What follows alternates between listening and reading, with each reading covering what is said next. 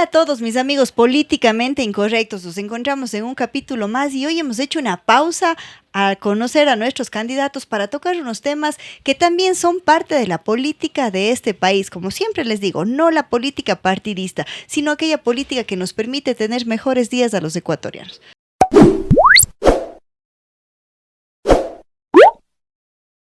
Por eso el día de hoy me acompaña el ingeniero Jorge García Guerrero, quien es el subdirector general del INEC, del Instituto Nacional de Estadísticas y Censos de nuestro país.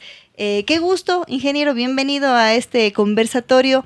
Espero que pueda fluir normalmente todo lo que usted tiene para contarnos, porque es muy importante que la gente conozca, por una parte, lo que se viene haciendo y lo que se tiene planificado a futuro, para que esté también informada de estos eventos importantes de nuestro país.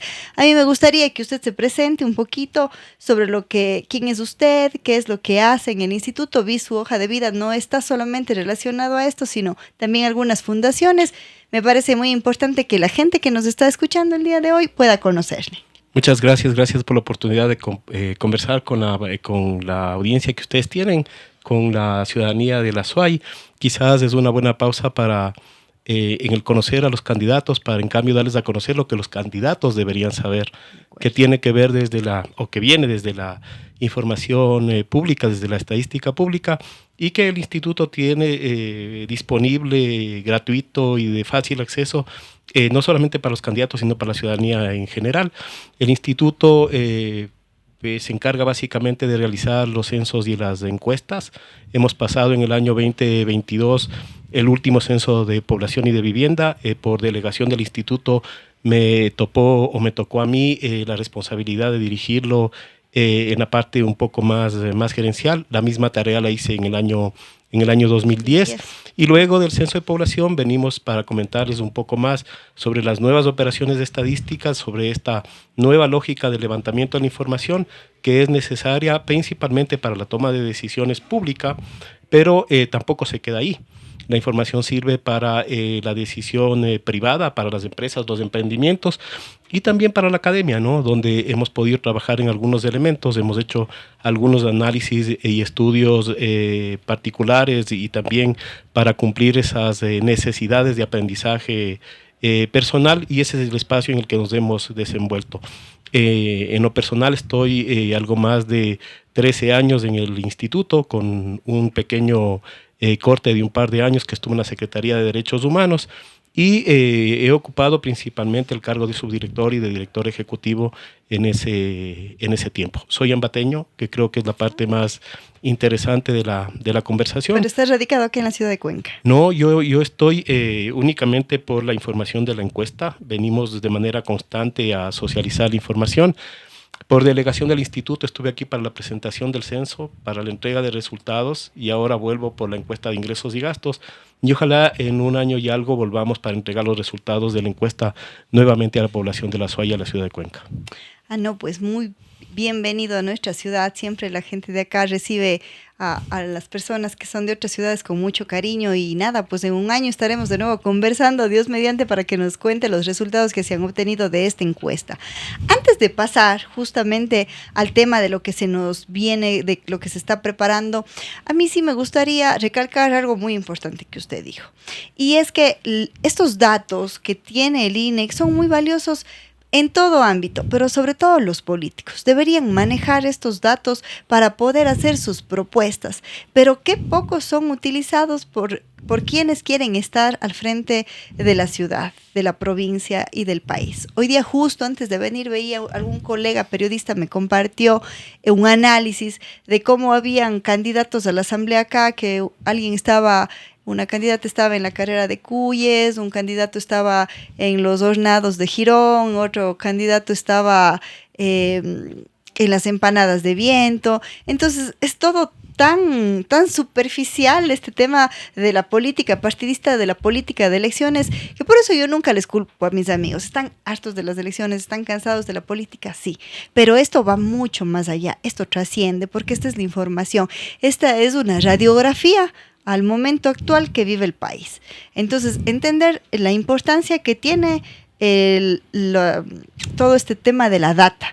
La data permite que se creen, que se generen nuevas políticas públicas en beneficio de quienes realmente lo necesitan. Yo personalmente le cuento, siempre acudo al INE. Acabé la semana pasada mi diplomado y Maravilloso. para hacer mi proyecto final, que estaba basado en el Cantón Navón, acudí al INE y vi como, por ejemplo, es uno de los cantones que tienen un índice de pobreza altísimo, sobre el 80%, e indigencia sobre el 50%, y es un cantón que, con respecto al censo del 2010, casi no aumenta su población por el alto índice de inmigración que tiene. Entonces, cuando nosotros podemos leer esos datos, podemos entender qué está pasando, entonces ahí podemos decir cómo le ayudo a esta gente de este cantón que tiene estos índices, para mí personalmente, tan alarmantes. Y sobre eso se tiene que comenzar a crear la política pública para poder ayudar a estas personas que realmente son quienes necesitan.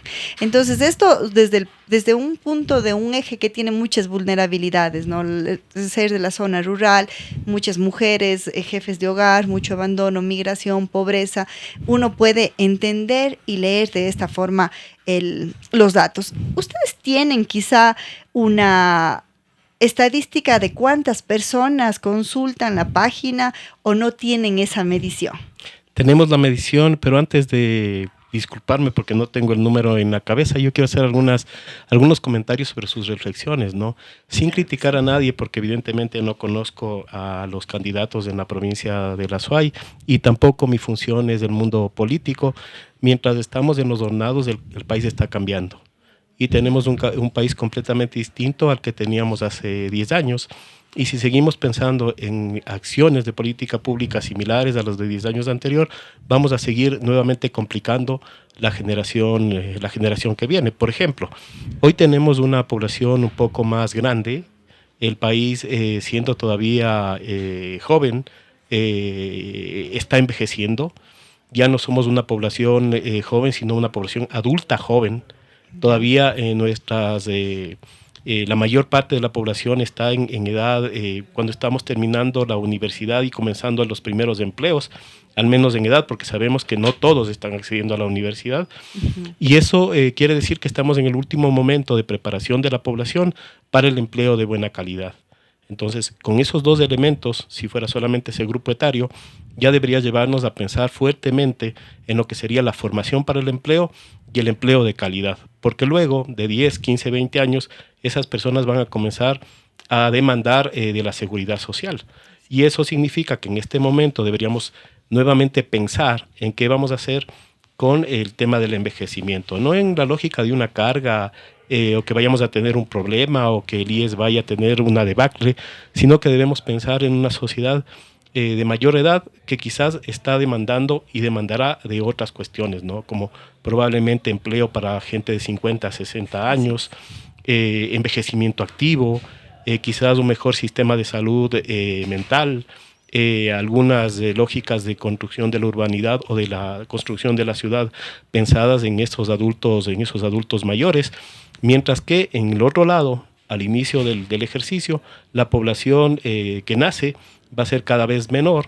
Ya de hecho estamos teniendo menos nacimientos que los años anteriores y probablemente en 10, 15, 20 años vamos a demandar menos de escuelas, por ejemplo, o quizás, ojalá hayamos superado el tema de la desnutrición infantil y esa no sea una preocupación, sino lo que está viniendo en el otro sentido. Uh-huh. Claro, o sea, quien quiera plantear una presencia en la Asamblea Nacional, al menos debe preguntarse qué va a pasar con el sistema educativo, qué va a pasar con el sistema de salud y qué va a pasar, evidentemente con el empleo y qué va a pasar con el sistema de seguridad social. Y eso lo viene diciendo el Censo de Población del año 2010 y lo llega a confirmar el censo del año 2022. Completamente de acuerdo y clarísimo para todos los amigos que nos están escuchando el día de hoy. Poder entender la dinámica y los cambios que está sufriendo nuestro país es importantísimo. ¿Y cómo impacta, ¿no?, sobre la ciudad? A mí me gusta mucho venir a Cuenca por un montón de cosas, ¿no? Y siempre con los amigos les critico, digo, ustedes no disfrutan de la ciudad que tienen, porque en ocasiones uno se levanta temprano en el hotel y sale a caminar y ve las riberas del río tan lindas, pero no hay gente caminando. Así es. Entonces uno dice, capaz que no disfrutan de la ciudad, tienen algo tan bonito que no lo quieren disfrutar, ¿no? Pero estos cambios demográficos están haciendo también que las ciudades comiencen a cambiar. Hay una demanda que hace que las unidades de vivienda se reconfiguren. Ahora tenemos viviendas más pequeñas. Es más común mirar oferta de viviendas más pequeñas. Es más común mirar o pensar en comprar un departamento, por ejemplo. Muchas de las ciudades están creciendo hacia arriba. Y hay otro elemento que está relacionado con esa dificultad que tenemos en este momento de inseguridad en algunas zonas del país, que hace que todo el país se sienta inseguro y comencemos a optar nuevamente por departamentos y por urbanizaciones cerradas. Entonces, todos esos elementos hacen que se reconfigure y se piense o que se comience a construir una ciudad diferente.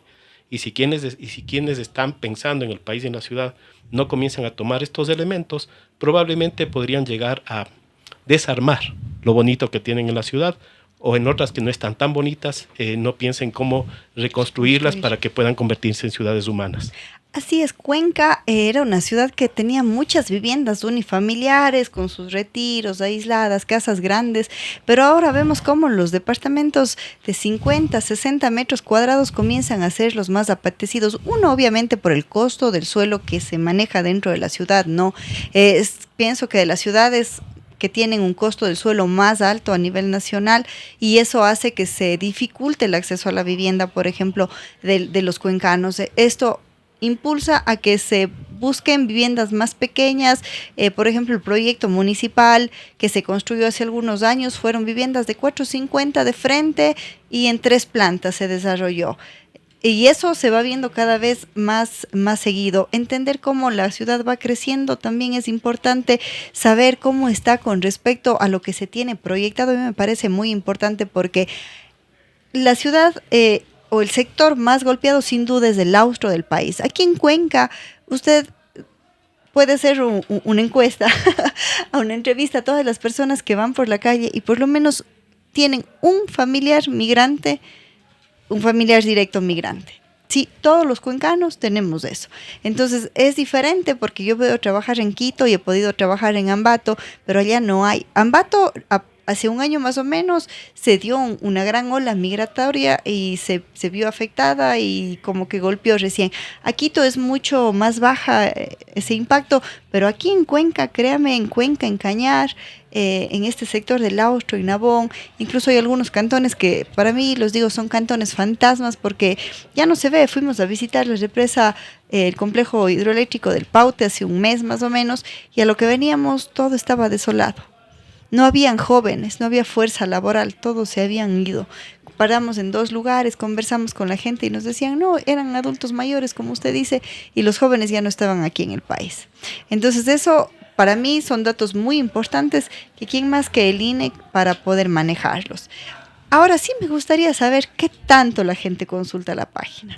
Me parece muy importante. Pero lo que pasa es que usted me invita a otras reflexiones, ¿no? que me parecen Claro súper que bonitas. sí. Yo tengo la afición de escribir y escribo de manera permanente. Mantengo un blog y una columna en un diario que lo publico de manera regular. Y hace una semana y algo colocaba precisamente la reflexión sobre el tema de la migración, marcado porque también me gusta mucho el cine, en un estreno que hicieron en esta plataforma Netflix sobre el viejo libro de Juan Rulfo, Pedro Páramo. Y hay una frase ahí en el libro y en la película que marca mucho, ¿no? En un momento dicen, Comala se está llenando de adioses, o Comala se fue llenando de adioses.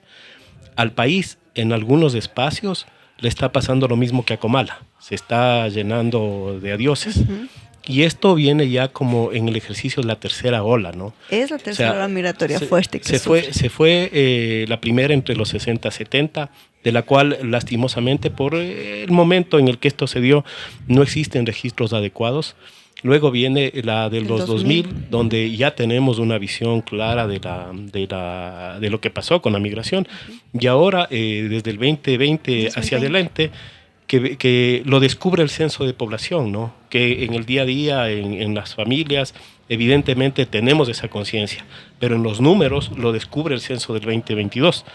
Y esto que es muy propio de la región austral, principalmente lo que es Cañar y Azuay, ya tiene un contagio importante hacia Chimborazo, y también está comenzando a contagiarse en otros espacios como la misma provincia de Tungurahua. Guayaquil o Guayas y Pichincha no se siente por la cantidad de población que existe, pero también hay flujos migratorios importantes en ese sentido. Y lo que probablemente pasa en Cuenca es que también es una ciudad receptora. Está viniendo población de fuera del país, o al menos en un momento vino población de fuera del país, y eso hace que haya mantenido un crecimiento, digamos que relativamente saludable, ¿no? Porque también entendemos por las conversaciones informales y por lo que nos dice el índice de precios al consumidor, que termina convirtiéndose en una ciudad relativamente cara, o cara comparada con el resto del país, ¿no? Así es, sí. Que tiene que ver con nuevamente esa dinámica demográfica muy particular de la ciudad de Cuenca y de la Azuay. Pero no voy a rehuir el tema de la... Pero bueno, hagamos una pausa y me pareció algo como para puntualizar. Usted nos decía, Cuenca recibe a mucha gente de fuera del país, y le comento que en estos últimos años Cuenca comienza a recibir a gente de otras provincias y de otras ciudades. Lo vimos en la universidad, tiene una cantidad de matriculados importante de El Oro y de Machala. Y justo a eso iba. Principalmente tenemos de toda la provincia del Oro, y tenemos también de Loja. La gente viene y busca tener una vivienda acá. Yo le comento esto porque yo construyo casas para la venta, entonces sé cómo está la dinámica en el sector inmobiliario. Y antes nuestros clientes principales, por decirlo así, eran las personas de los Estados Unidos. Ellos eran nuestros principales clientes, pero ellos ya no, ellos están vendiendo sus casas. Le digo, para que usted se acuerde, dentro de un tiempo las remesas aquí en el Azuay, en el Austro, ya no van a ser tan importantes como lo son ahora, porque la gente ya no está trayendo sus capitales acá, sino ahora están vendiendo sus casas, se los están llevando allá y están tratando de llevar a toda la familia, lo cual va a afectar a la economía, va a desestabilizar notablemente a la economía. Eso con respecto a la población migrante fuera del país, ¿no? Y con respecto a la gente que viene de las otras ciudades, en cambio, buscan la seguridad, buscan a veces el clima, buscan lo que brinda Cuenca, y comienzan a adquirir viviendas. Entonces ellos se han constituido en nuestros nuevos clientes, lo que a mí me permite ya prever cómo va a ser la nueva composición social de nuestra ciudad, ¿no? Saber que vamos a tener a gente de otras provincias, incluso de la costa, hay bastantes que quieren radicarse acá. Esto, de alguna forma, entiendo que todavía no debe estar tan en números en el 2022, pero acuérdese de esto, para el siguiente censo ya lo vamos a tener. Pero le doy un elemento más, y no está en los números, ¿no? Está en las actividades que hemos hecho en estas semanas. Hemos venido a conversar sobre las encuestas en la universidad, y hemos conversado con estudiantes, hemos conversado con profesores, hemos conversado con las autoridades de las universidades. Hemos estado en la Universidad de Cuenca, en la de la Azuay, en la Politécnica Salesiana, en casi todas las universidades. Y nos cuentan, ¿no? Y yo siento también por la interacción con los chicos que otro de los elementos es la calidad de academia que tienen. Entonces hay un grupo de jovencitos que están viendo como una muy buena posibilidad para avanzar en sus estudios a la ciudad de Cuenca. Y ellos son los que vienen, y luego seguramente en un segundo momento comenzarán a venir otros actores para reconfigurar el espacio social de la ciudad. Justamente una de las cosas que yo siempre digo, un ejemplo de no tomar la política pública con datos es Yachay. Sí, en donde se construyó Yachay cuando la verdadera ciudad universitaria era Cuenca. Aquí estaba todo el potencial por la cercanía que tenemos. Yo siempre digo que acá está la capital del austro del país, aquí está la capital del sur, y podría tranquilamente aglomerar a todos estos países, a todas estas provincias, Cañar, El Oro, Morona Santiago, Loja y Azuay, y constituirse acá ese centro de estudios y de investigación, porque las universidades que están acá en la ciudad de Cuenca, todas están dentro de los rankings, y no nacionales, sino internacionales. Entonces, si es que se hubiese visto esto de acá con tiempo, con números, con datos, pienso que las decisiones serían diferentes, y esa es la invitación que yo siempre les hago, ¿no? Yo le decía antes de comenzar el programa, dato mata relato. O sea, ya contra los números no hay nada más que hacer. Ahí se acaban los afectos y desafectos. Ahí es en donde tenemos que comenzar a ver con objetividad las cosas y a tomar decisiones que realmente beneficien a los ciudadanos. Los números no tienen ideología, dicen, ¿no? Exactamente. Entonces, y además cuentan cosas. A veces cuentan mejor que lo que cuentan las palabras. Y evidentemente Cuenca habría sido una muy buena opción para hacer la ciudad universitaria. A mí me gusta también mucho Loja. Sí. La Academia Lojana también es bastante fuerte, un poco más calladita, más calmadita, pero igual de fuerte, igual de impactante en la realidad nacional. Ujú. Sí, definitivamente yo digo que desde el sur, sin duda, algún momento saldrá el norte ético de este país, porque a eso vamos, ¿no? Esperemos al menos que la formación y que los profesionales sigan en esta línea, no solamente del conocimiento, sino también de conservar valores y ética para para el desempeño de sus funciones para las cuales se están capacitando. Entonces, esa es una de las cosas que a mí me llena de esperanza, pero esperemos que esa esperanza nos avance a todos para continuar acá en este país, porque como digo, el tema migratorio es muy fuerte. Otra de las cosas que también me parecen muy importante es esta variación de las ciudades o de las poblaciones que, como digo, se estancan en número de habitantes. Como por ejemplo es este cantón Nabón. Ni han crecido, ni ha aumentado ni ha disminuido su población, pero sí hay nacidos. Entonces nace nueva gente y se van los jóvenes. No sé en cuántos cantones pequeños se está dando este fenómeno de migración prácticamente de campo a la ciudad, porque una de las preocupaciones, y yo le digo, justamente ese fue el problema que yo planteé dentro de mi diplomado, es el abandono de los campos, porque la gente sale a la ciudad y otros salen del país. Esto pone en riesgo la seguridad alimentaria y esto se puede ver solamente con números. Cuando las poblaciones rurales no aumentan, a pesar de que ahí no hay un control de natalidad, las familias tienen muchísimos hijos, pero usted llega dentro de 10 años y son el mismo número de habitantes. ¿Qué pasa con eso? ¿Cuántos cantones, cuántos sectores de estos están en ese mismo caso? Para que termine en lo que usted menciona, no solamente aquellos que crecen poco o que no crecen, e incluso podrían de alguna manera decrecer, afectan principalmente dos cuestiones, ¿no? Una disminución importante en la fecundidad o en la natalidad, como le queramos mirar. Hay, que además es súper positivo, ¿no? Hay decisiones soberanas de las mujeres que deciden, número uno, tener menos hijos, y número dos, postergar el inicio o la fecha de su primer embarazo. O si lo vemos desde la lógica un poco más tradicional, postergan la edad a la que se casan. Eso hace que a la final ese espacio vital en el que pueden tener hijos se achique y por lo tanto el número de hijos sea menor de lo que teníamos en generaciones anteriores. Eso significa que vamos a tener una población menor que esté naciendo. Ese como primer elemento. Eso es lo que hizo que la población del país no crezca de la manera como se había esperado. Y el segundo, súper importante. Analicemos este elemento antes de nada. En el tema de la ruralidad, yo veo que esto no se da. En las ciudades sí, muy marcado, muy marcado. Compañeras mías que no les digo la edad y han decidido no tener hijos incluso. Sí, un gran número de mis compañeros, ni decir la siguiente generación de los 30, por ahí también, ya han decidido, como bien dice, postergan ese hecho y muchas veces dicen no, pero en cambio en la ruralidad yo veo que es mucho menor, el número de hijos no disminuye, sí está como que bien marcada la brecha entre campo y ciudad. Está marcada y también por grupos o por poblaciones étnicas, ¿no? Pero incluso en las poblaciones étnicas y en la parte rural y en lo urbano marginal de las ciudades, el número de niños ha disminuido y disminuye de manera significativa. Todavía hay esa diferencia que usted menciona y habrá.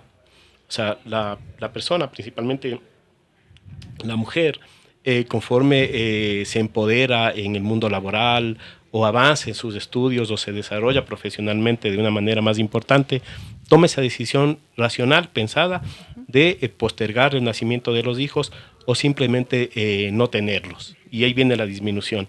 Y este es el que marca a nivel nacional de manera general, sin particularidades, el que hace que no haya crecido la población como habríamos pensado en el año 2010. Pero el segundo es el tema de la migración, o sea, la decisión de las personas de salir del país. Aunque también hay mucha literatura que dice que las personas no buscan un futuro mejor, sino que los territorios les expulsan. No tenemos la capacidad de marcar las condiciones en el territorio para que las personas decidan quedarse y terminan yéndose, ¿no? Y ahí hay una gran cantidad, no me diga el número, le prometo mandar el dato una vez que esté en la oficina, pero hay algunas poblaciones a nivel muy pequeñito, ¿no? Poblaciones pequeñas que tienen esta condición en la que se están saliendo. Incluso ya se comienzan a afectar las poblaciones étnicas, ¿no? Cuando yo le mencionaba que hay un contagio hacia la provincia de Chimborazo, eso significa que la población indígena de la nacionalidad o del pueblo Puruá ya tiene esa dificultad. Y si se ponen a sumar, probablemente tendrán una comunidad muy grande, quizás en Estados Unidos o en España, tan o más grande que las comunidades que tienen en el país. Completamente. La comunidad migrante, por ejemplo, en New Jersey, en New York, es muy grande, es muy grande. Veo que no todos están, no se puede registrar el número exacto porque en los padrones electorales eso no refleja la realidad de la cantidad de migrantes. Podría decir yo que de 10 personas migrantes que conozco en New Jersey, una está empadronada, una le interesa votar en las elecciones de acá. Usted comenzó diciendo, ¿no? Hay en los jóvenes hay esta desidia por el vida y probablemente también en los migrantes. Habrán un conjunto de migrantes muy interesados en mantener y sostener sus derechos de participación, pero quizá otros están preocupados en la supervivencia o en la vida familiar o en construir un futuro, y esto lo han dejado como de lado, ¿no? Nuevamente sigue siendo un tema de abandono desde la lógica del Estado hacia esas personas que también son parte de este país. Completamente de acuerdo. Dentro de las acciones que tiene previsto el INEC, habíamos escuchado de la encuesta nacional de ingresos y gastos de los hogares urbanos y rurales, ENIGUR. Un poco largo y engorroso el nombre, pero yo sé que usted nos va a explicar de una manera más sencilla. ¿De qué se trata esto? O sea, el nombre ya lo explica, ¿no? Porque lo que hacemos es una investigación sobre los ingresos de los hogares y también sobre los consumos y los gastos. Pero eso es como simplificar la encuesta. Es una encuesta súper desafiante, es una encuesta amplia y además es una encuesta que tiene unas dificultades en el acceso a la población. Ya le comento en 2 segundos por qué. Cuando preguntamos o comenzamos a indagar sobre los ingresos, vamos a intentar extraer toda la información posible para caracterizar esos ingresos. Por ejemplo, los montos, saber cuál es el valor de esos ingresos, pero no nos quedamos únicamente ahí. Nos interesa también saber las fuentes. Por ejemplo, si ese ingreso, de la magnitud que sea, es un ingreso laboral, que es a través del salario, o quizás es por un arriendo, o quizás es una rentabilidad sobre algún producto financiero, un depósito o lo que sea, remesas. O quizás es un tema de remesas. Y eso por simplificar, porque también podría ser donaciones, ¿no? Tenemos una madre quizás en una edad ya avanzada, 70 años, y un hijo que no vive con ella, que le da una cantidad de plata para que se pueda sostener. Entonces ese tipo de ingresos también nos interesa de manera completa y global. Y también la periodicidad de esos ingresos, si lo reciben diario, semanal, mensual, anual o de la manera que sea, porque queremos eso, compararle con la cantidad de plata y los productos que está consumiendo ese hogar. Luego hay utilidades de esa información importantes. Cuando vamos a los gastos, que es el otro componente, nuevamente hacemos una cuestión exhaustiva y profunda. Le vamos a preguntar qué es lo que está consumiendo, con qué periodicidad, cuánto le cuesta y dónde hace la compra. Por ejemplo, le preguntaremos o indagaremos, porque en realidad la gente nos contará, pues, dada la amplitud del gasto y la variedad del gasto, sobre compras que no se hacen de manera permanente, como un vehículo o una casa, que uno podría terminar, o un hogar podría terminar comprando una vez al año, una vez en la vida, una vez en la vida. Le preguntaremos también por compras anuales. En mi familia es muy común que en la Navidad los padres les regalen la ropa que el hijo va a utilizar durante todo el año. Esa sería una compra anual. También le preguntaremos o indagaremos sobre las compras semestrales, trimestrales o compras mensuales, como por ejemplo un arriendo, el pago de los servicios básicos, el consumo de internet, el pago de la educación. El trimestral nos podría servir, o el semestral, una pensión universitaria, la matrícula, claro, podría servirnos también como ejemplo. Y luego caemos a las compras diarias y las diferenciamos como compras del hogar y compras de la persona. Le pongo el ejemplo intentando ser didáctico. Si contratamos un plan celular, un plan de internet para la vivienda que vamos a utilizar todos los miembros del hogar, eso será probablemente un pago mensual en una compra hecha por ese hogar. Pero asumamos que uno de los miembros del hogar tiene un plan de telefonía celular con internet personal. Ese será un gasto mensual, pero también es individual. Y luego vamos a los diarios, que son, por ejemplo, el consumo del pasaje del bus, o quizás cuando estamos pasando por la calle o estamos yendo a la universidad, paramos en una tienda y compramos una Coca-Cola, o compramos unos chicles, el pan de todos los días, que también puede servirnos como un buen ejemplo. Y si esa información, que es tan grande, ya justifica el esfuerzo por levantar esos datos, porque puede definirse un montón de cosas en la política pública, y vuelvo en 2 segundos a eso, en lo privado tiene una utilidad grandísima. A mí me gusta explicar con este ejemplo, ¿no? Supongamos que usted y yo, o usted o yo, tenemos un interés en un emprendimiento de queso fresco. Además, pertenecemos a una comunidad. Ese queso fresco lo produce la comunidad en alguna parroquia de Cuenca, en Baños.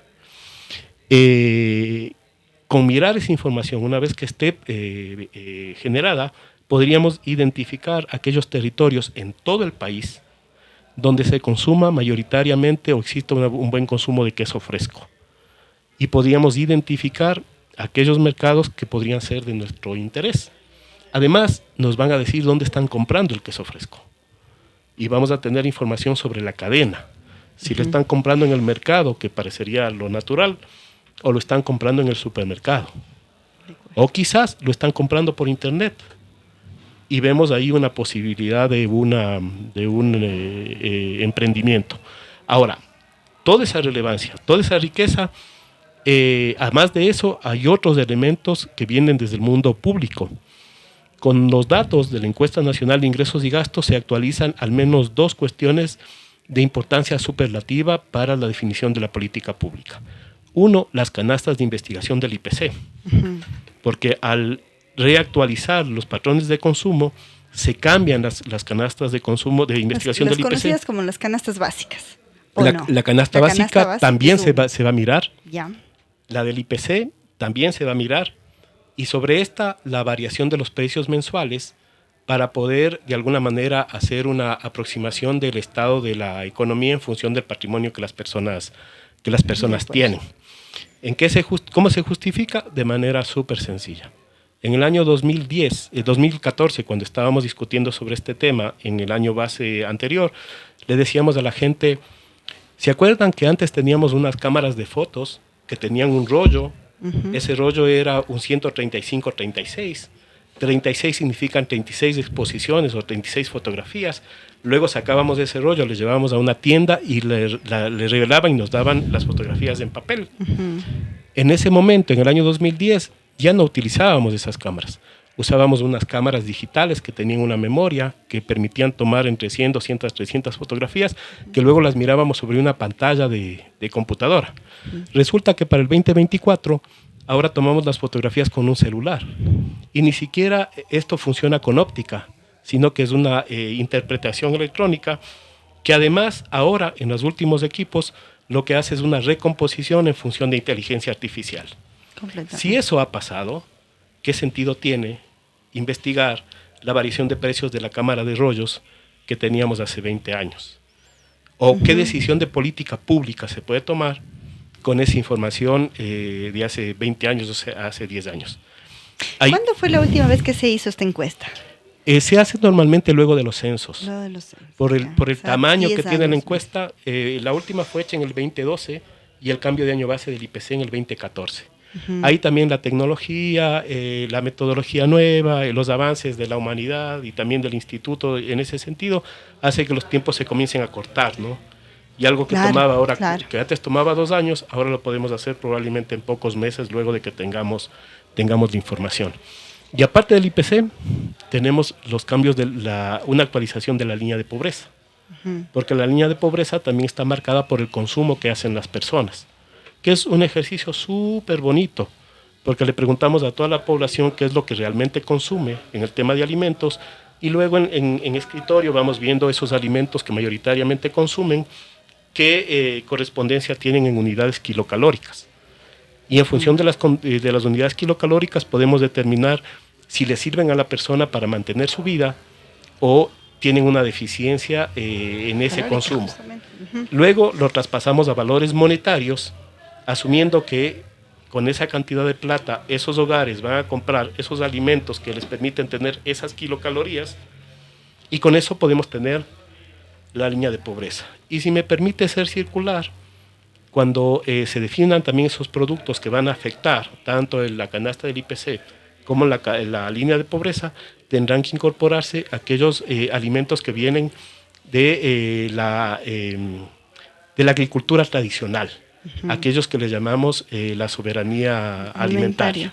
Tienen que estar también incorporados esos patrones culturales, a pesar de que alguno de esos, como la quinoa, no se consuma de manera súper abundante como el fideo, por ejemplo. Claro, como el fideo o el arroz. Ahora me quedan algunas dudas. ¿Esta encuesta tiene una muestra o es para toda la población? Es una muestra, es una encuesta súper desafiante. Son 41,000 hogares en el país, un poquito más, cerca de 41,100 hogares en el país. Les vamos a visitar durante 3 veces en una misma semana. Vamos martes, jueves y sábado, porque con esas 3 visitas podemos completar la semana completa de investigación, porque le vamos a decir, ¿usted qué compró ayer? ¿Qué compró anteayer? Entonces con eso vamos a recabar la semana completa.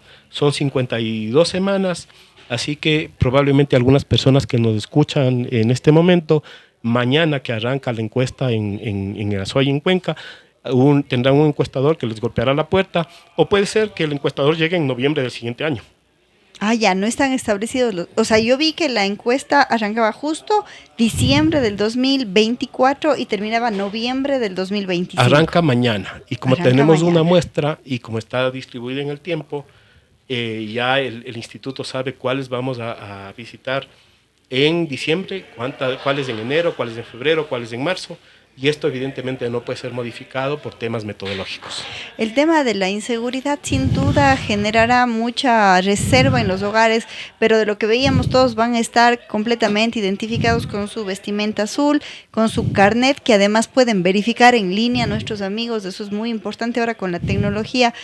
Puede, antes de abrirle la puerta, yo pienso incluso, a ver, indíqueme su carnet, le escaneo, le reviso y luego sí le hago pasar. Y eso también las personas que van a realizar, creo que vi casi cerca de 1,000 personas estarán realizando este trabajo, deben estar como empáticas ante la gente, saber que quizás se les va a dificultar ingresar a los hogares o tener la información que están pidiendo por el momento que está viviendo este país en seguridad. ¿Cómo ustedes lo han planificado adicional de estas cosas? A mí me gusta mucho la recomendación hacia la ciudadanía y por seguridad de los encuestadores del INEC, pedirle a los hogares que duden de la persona que llega. O sea, que duden, pero que le atiendan y que verifiquen la identidad. El mecanismo es el que usted menciona. Evidentemente se puede de alguna manera suplantar un chaleco, una gorra. Ya con los identificativos será un poco más difícil, con la identificación específica un poco más. Y si luego con el número de cédula ingresan a la página web del instituto, ya va a ser prácticamente imposible que puedan suplantar la identidad de un encuestador. En los identificativos hemos puesto un QR. Exacto. Con el teléfono celular pueden también acceder de manera rápida, y algo que les decimos que hagan por excepción, porque no queremos complicar tampoco a otras instituciones. También pueden consultar la identidad del encuestador a través del ECU 911, pero eso nos parece que debería ser un ejercicio más de excepción para no colapsar este mecanismo que tiene otra utilidad quizás un poco más delicada, ¿no? Como atender las emergencias que la ciudadanía tiene de manera habitual. Claro, quizá cuando no tienen acceso a todas las otras herramientas que hay para verificar la información, quizás solo en estos casos se pueda justificar este tipo de llamadas. A lo mejor en lo que hablábamos en zonas rurales donde sí genera mucha mucha incertidumbre, a veces no hay señal en el celular, nos hemos acercado a las gobernaciones. Aquí en Azuay todavía esa tarea nos queda pendiente. Hemos conversado, y lo haremos en los próximos días, hemos conversado con los tenientes políticos, hemos conversado también con las juntas parroquiales, porque pensamos que quizás ese podría ser también un mecanismo de consulta rápida, ¿no? Y también para que nuestros encuestadores vayan y les digan, estamos aquí, estamos trabajando, estamos de tal día hasta tal día, y así hacemos una convivencia armónica que nos permita sentirnos un poco más seguros. Sí, completamente. Hemos visto varios casos, por ejemplo, funcionarios con el uniforme de la empresa eléctrica, con sus carnets y todo, y luego resultan estafas o resultan este tipo de inseguridad que está viviendo el país. Entonces, eso es muy importante que todos nuestros amigos que nos están escuchando y viendo el día de hoy tengan presente. Esta semana, bueno, exactamente el día martes 3 de diciembre arrancó ya el censo, la encuesta del presupuesto familiar, ¿verdad? Básicamente. Sí, así es más fácil. Y algo que nos estaba faltando y también es mucho interés del instituto, estamos disponibilizando en la página web un espacio al que le llamamos Sistema de Quejas y Reclamos. Que lo que buscamos es que si alguien tiene alguna dificultad, complejidad, hay algún tema por el que quieran comunicarse con el instituto, el que sea, nos escriben por ese mecanismo. Ahora, evidentemente, si quieren información, si quieren algún tipo de dato particular, hay otros mecanismos. Ese es para quejarse y para reclamar. Ya. De acuerdo, completamente. Y yo no sé, mi estimado Jorge, si nos queda algo más por comentarles a nuestros amigos que nos están viendo, pero yo como siempre aprovecho todos los espacios para llamarles la atención a los políticos. Ya déjense de vainas. Dejemos de estar haciendo este tipo de llamadas de atención, yo los llamo así, a la gente con muchas veces ridiculeces. Pongámonos serios y comencemos a trabajar sobre la estadística. Necesitamos políticos que sean estadísticos para que puedan manejar este país, para que puedan generar las leyes, para que puedan manejar las ciudades y hasta las juntas parroquiales. El momento en el que comenzamos a consumir esta información para realmente poder trascender, el país va a cambiar. Pero si seguimos con show, con payasos, ayer estuvimos tecnocumbieras en la Asamblea Nacional, pues imagínense qué diferencia que hubiese sido que Jorge esté explicando ahí la importancia de los datos y cómo usarlo, a que ellos estén haciendo su show, viendo su show de tecnocumbieras. Entonces, ese es el llamado de atención, a que realmente demos importancia a las cosas que son importantes. Y yo, antes de cerrar, le voy a contar una anécdota a Jorge y a mis amigos. Hace poco tiempo atrás, hace unos 6 meses, igual terminé una maestría en política, economía y filosofía. Y yo siempre les cuento como una anécdota que esta maestría fue muy bonita, aprendí un montón de cosas, pero hubo un proyecto que fue el que más me enseñó. Y era justamente un juego, era un videojuego en el cual nosotros asumíamos el rol del gobernante del país, pero yo tenía acceso a todos los datos de algo similar al INEC. Entonces yo sabía en dónde estaba situada la pobreza, sabía en dónde la gente escuchaba un discurso, en dónde la gente no prestaba atención a eso, y en base a esa información que usted tenía disponible, entonces usted asumía primero estaba como candidato. Luego tenía que ganar en el juego, es como un videojuego, porque además era muy gráfico, muy visual.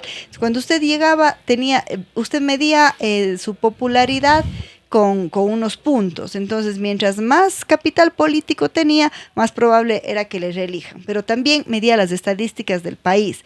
Entonces, era tan interesante, realmente ahí fue donde más aprendí, porque yo tenía que ingresar a revisar cómo está, por ejemplo, el tema del consumo de agua embotellada en esta zona, para ver si le pongo impuestos a la botella, si le quito impuestos a la botella, si necesito una política populista, si necesito lanzar un discurso, si necesito una acción animalista, esta gente de acá necesita hogar, esta gente de acá necesita alimentación. Entonces, en base a esa data, fue increíble, porque yo decía, ¿en dónde estará toda esa data aquí en el Ecuador como está en mi videojuego para tomar estas decisiones? Porque nosotros trabajamos con países como Estados Unidos, Canadá, en donde, entre comillas, es más fácil la gobernabilidad, ¿no? Ecuador de por sí es un país casi ingobernable, pero con estos datos pienso que los políticos podrían tomar mejores decisiones e incluso hacer mejores propuestas para que los ecuatorianos comencemos a tomar conciencia y a elegir racionalmente a quienes deben estar armando de este país. Yo siempre aprovecho este espacio para jalarles las orejas a mis amigos que nos están escuchando, porque si no, tenemos una asamblea que aprueba el 1% de la población, pero el 90% le puso ahí. Entonces no les entiendo. Este es el momento, 9 de febrero, ustedes ya saben, tenemos elecciones, busquemos estadísticas, personas que manejen la información, que manejen estos datos y nada, pues ahí yo pienso que es muy importante lo que Jorge nos acaba de comentar. Muchísimas gracias por estar acá presente, por tomarse este tiempo para explicar a los cuencanos lo que están haciendo, lo que van a hacer, lo que han venido haciendo y la importancia que tiene todo este levantamiento de datos. Muchas gracias. Yo solamente para completar su comentario les diría a quienes nos escuchan, a la ciudadanía en general, que los datos están disponibles y además son gratis.